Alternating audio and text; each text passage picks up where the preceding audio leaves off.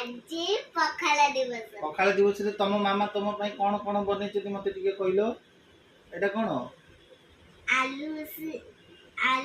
ଆଳୁ ଭଜା,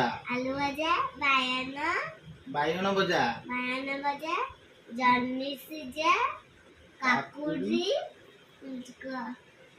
badi chura, banana chips, ପାମ୍ପଡ଼, ପିଆଜି, ଶାଗ ଭଜା। ଆଉ ଏଇଠି କଣ ଅଛି? ଲେମ୍ବୁ। ଭାତରେ କଣ ପଡିଛି? ଦହି ଛୁଙ୍କ ମରା ହେଇଛି ନାଇଁ କି?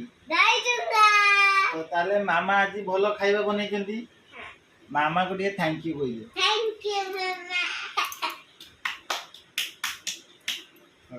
ଖାଇକି ଦେଖାଅ ଭଲ ଟେଷ୍ଟ ହେଇଛି କି ନାଇଁ ଖାଇକି ଦେଖାଅ।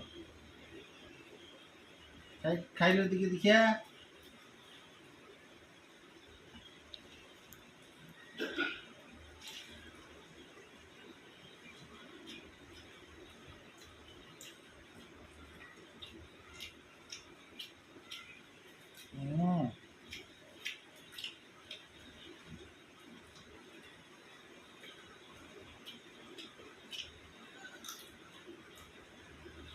थम्स अप भी कर